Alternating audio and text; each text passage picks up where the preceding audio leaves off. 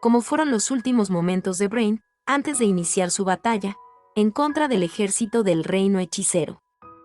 Entonces, mientras el experimentado espadachín, que se dirigía a combatir al rey hechicero, caminaba por las calles vacías de la capital, que por lo general deberían estar llenas de vida. Pero las personas no se encontraban en las calles, debido a que las familias se encontraban refugiadas dentro de sus hogares, con el gran temor del ejército del reino hechicero. En tal situación, cuando Brain analizaba las ventanas de los hogares, se pudo percatar de algunas familias abrazadas, madres que sostenían a sus hijos, y otras familias que realizaban movimientos extraños, como si de un suicidio colectivo se tratara, siendo una salida fácil y rápida para terminar con el temor hacia el rey hechicero. Y como no sentir temor, ya que según la experiencia que obtuvo Brain, al pasar el tiempo cerca de la princesa, Brain sabía perfectamente que la capital real no tenía ningún valor para el rey hechicero, y por lo tanto, sería totalmente destruida. Pero desde el punto de vista de Brain, la actitud de los ciudadanos era totalmente equivocada, porque en vez de estar encerrados en sus casas totalmente aseguradas, existían dos mejores opciones. La primera era que los ciudadanos se dispersaran cuando el ejército del reino hechicero rompieran los muros de la capital e ingresaran a la ciudad. De esa manera, al menos algunos cuantos ciudadanos tendrían la posibilidad de sobrevivir a semejante masacre. Y la segunda es que los ciudadanos se organizaran y se armaran. De esa manera, por lo menos se esperaba que se pudiera ejercer un poquito de resistencia en contra del ejército del reino hechicero, aunque al final los resultados fueran inútiles. El único problema con este plan es que no había ningún líder en la ciudad que pudiera unir a los ciudadanos en una resistencia, ni siquiera la misma princesa Renner estaba interesada en tomar esta opción, y Gazef Stronov, quien seguramente habría podido inspirar a los ciudadanos, ya no se encontraba con vida. Entonces, al igual que Zanak, que actuó de la mejor manera posible al llevar su ejército a una batalla perdida, Brain también haría lo mejor que estuviera en sus manos para intentar superar esta situación, aunque fuera una causa perdida. Y los temores de Brain se hicieron realidad cuando el reino hechicero comenzó su movimiento.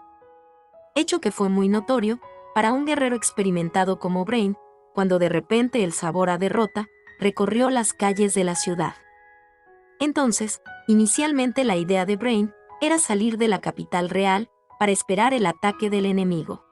Y en un momento de confusión, cuando el ejército del reino hechicero comenzara a invadir la ciudad, Brain aprovecharía una oportunidad para acercarse al rey hechicero y así poderlo enfrentar en un duelo.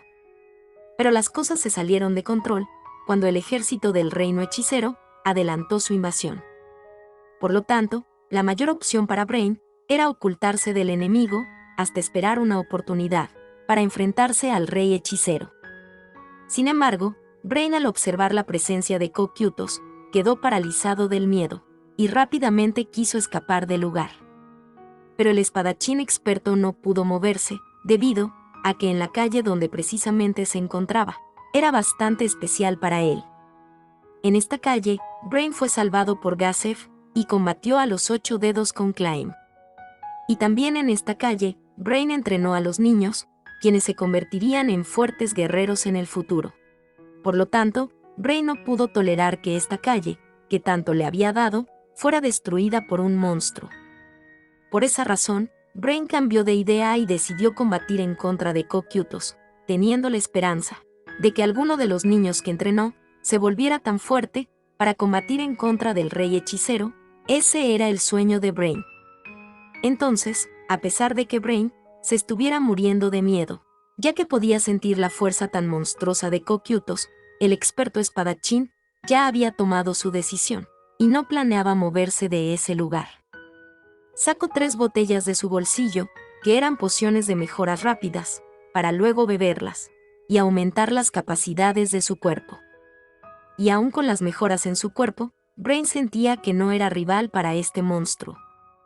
Entonces, cuando Cocytus se encontraba a 3 metros de Brain, el experto espadachín declaró su nombre. «Brain Anglaus», exclamó el guerrero espadachín. Y de igual forma, a modo de respeto, Cocytus también reveló el suyo, hecho que sorprendió a Brain porque no esperaba que su oponente le respondiera. Pero a la vez, generó una gran vergüenza en Brain, ya que le había faltado el respeto a Cocytus, cuando el experto espadachín solo estaba pensando en sí mismo o en su propia satisfacción personal, sin tomar en cuenta totalmente en serio a su oponente. Es más, a pesar de la notoria superioridad de Cocytus, Brain no sintió que su oponente lo estuviera menospreciando. Y Brain sintió mayor honor como guerrero cuando Cocytus sacó su espada japonesa y lo trató como un guerrero. Entonces, después de que Brain pensó en muchos movimientos, decidió que la mejor manera para atacar a Cocytus era utilizar una gran velocidad para atacarlo y poderle cortar la muñeca que sostenía su espada. De esa manera, podría atacar la cabeza del monstruo después. Para ello, Brain utilizaría la técnica que le cortó la uña a saltear, ya que era el movimiento más veloz y potente que tenía. Por otro lado, recordemos que Brain realizó un entrenamiento con el antiguo maestro de Gazef Stronov, que era el viejo aventurero de rango adamantita. De ese entrenamiento, Brain pudo desarrollar una nueva técnica al adquirir una nueva habilidad de arte marcial, que era corte de luz sextuple. Y el resultado de este entrenamiento es que finalmente Brain Anglaus pudo superar a Gazef Stronov en términos de habilidad como guerrero. Y aún así, Brain sentía que Cocytus todavía era un guerrero superior, con una personalidad bastante amable, para permitirle a Brain tener una muerte digna como un guerrero. Entonces, a pesar de que Brain gastó toda su energía en preparar su técnica, el experto guerrero decidió extralimitar la capacidad de su cuerpo, utilizando artes marciales. Aquí Brain consiguió algo imposible, debido a que era arriesgado y difícil reforzar su cuerpo cuando ya había alcanzado su límite, utilizando un arte marcial. Pero utilizar varias artes marciales en un cuerpo que se encontraba en su límite era una acción imposible de realizar, prácticamente un milagro y digna de un prodigio de la espada. Pero en consecuencia, el cuerpo de Brain comenzó a destruirse por dentro y no duraría mucho tiempo, aunque consiguió aumentar sus capacidades a niveles superiores. Pero aún así, la espada de Brain no pudo alcanzar el cuerpo de Cocytus. Finalmente, Brain se llevó el reconocimiento de Cocytus debido a su espíritu de guerrero, incluso quería revivirlo para ponerlo bajo su mando. Pero a la vez, se volvería en un acto de traición en contra de Nazarik, por no cumplir al pie de la letra las órdenes de su maestro. Aún así, Cocytus respetó la última voluntad de un fuerte guerrero de ese mundo, y decidió llevarse su espada como recompensa, para luego ordenarles a las vírgenes de escarcha que lo congelaran, para así prepararle una tumba.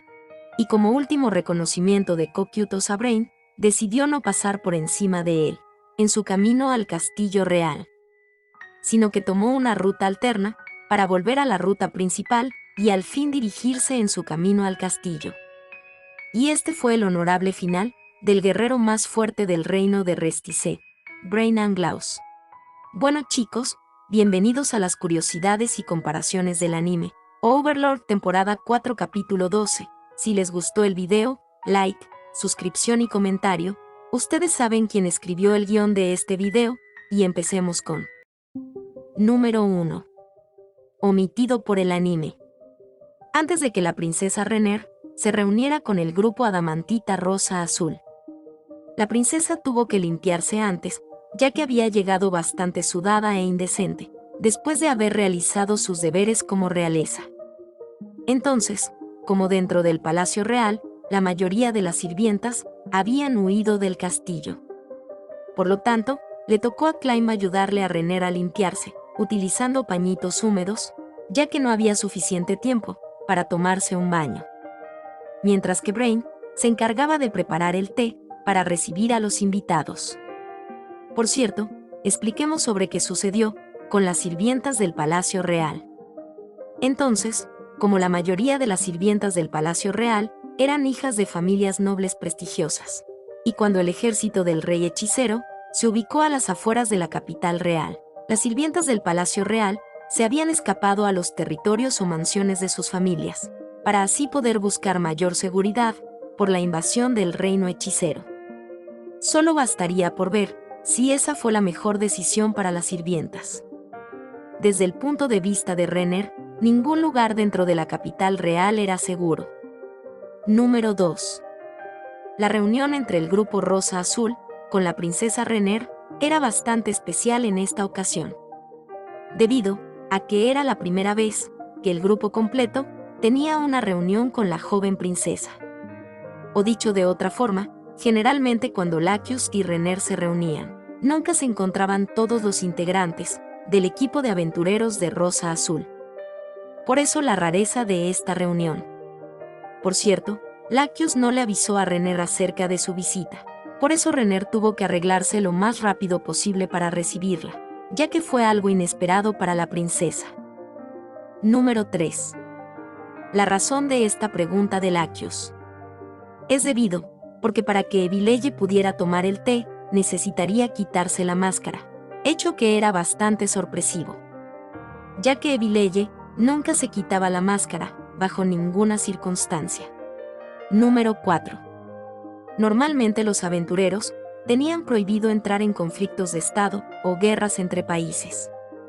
Pero en esta ocasión, como el enemigo era un no muerto, que había cometido masacres a gran escala, el gremio de aventureros de Restice tuvo que aceptar la guerra en contra del reino hechicero, como si fuera una misión. No era la primera vez que el gremio de aventureros había hecho este procedimiento, ya que con el ataque de Jaldabaoth sucedió lo mismo, en el cual el gremio de aventureros tuvo que aceptar que sus miembros participaran en los asuntos internos del país. En pocas palabras, los aventureros del gremio de Restice podían formar parte de las fuerzas que combatirían al reino hechicero. Sin embargo, algunos aventureros aceptaron esta misión, otros aventureros se fueron con la teocracia, y otros aventureros simplemente escaparon. Por otro lado, el grupo de aventureros Rosa Azul fueron uno de los equipos que decidieron resistir en la capital real. Por esa razón, según la explicación de Renner, la razón para que los miembros de Rosa Azul se encontraban actuando extraño era para permitirle a su líder una última charla con la princesa el mayor tiempo posible, ya que Lacus sabía en el fondo de su corazón que esta sería la última vez que pudiera tener una charla con su amiga, la princesa Renner. Número 5. La razón por la que Renner se dirigió al orfanato para cocinarles algunos alimentos a los niños es debido porque la capital de Restice se quedó sin suministros alimentarios cuando el ejército de su país se fue a combatir la amenaza de sus tierras, ya que este gran ejército se llevó la mayoría de suministros alimentarios para iniciar la batalla final por defender a su país.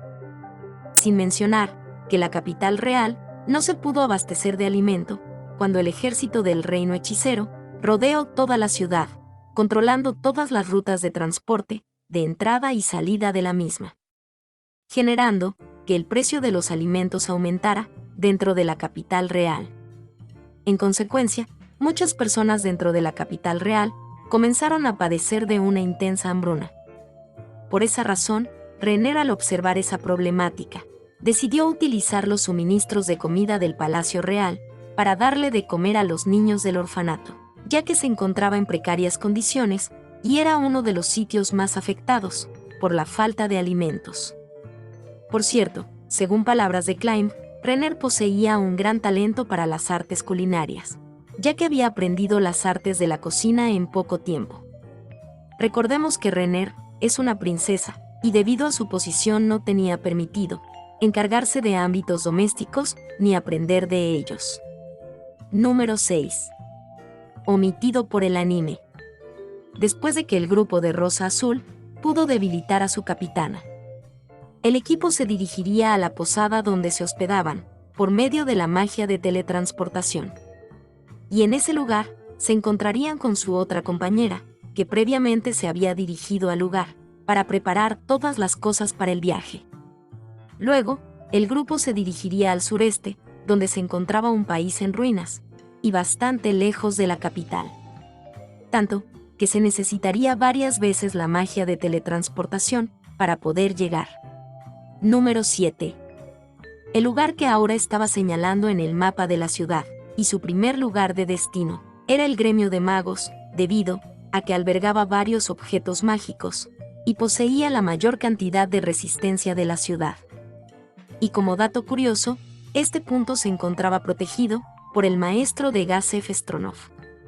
Por otro lado, la razón por la que las bestias mágicas no estaban atacando a los soldados era debido porque todavía no habían recibido las órdenes de su maestra, que en este caso era Aura. Además, la bestia mágica de la imagen era un monstruo de nivel 71 llamado Iris Tyrannus Basileus, que tenía un diseño original parecido a Godzilla, el rey de los monstruos. El rugido de esta bestia mágica era una habilidad especial, conocida como bramido purificante, que tenía la propiedad de asesinar a los oponentes que no poseyeran protección contra ataques mentales, o que cuyo nivel fuera demasiado menor al de la bestia mágica. Por cierto, el resto de las bestias mágicas eran un Fenrir de nivel 78, un sabueso de la casa salvaje de nivel 77, un Kirin de nivel 76, una rana avariciosa de nivel 58 y un basilisco de nivel 74. Número 8. Diferencia entre el anime y la novela. En el anime, después de que el dinosaurio rugió para asesinar a los soldados, las bestias mágicas únicamente se quejaron. Pero en la novela, las otras bestias mágicas, cuyo poder era superior al del dinosaurio, se lanzaron a darle una golpiza al pobre dinosaurio, porque los había molestado bastante, por lanzar un rugido que era innecesario.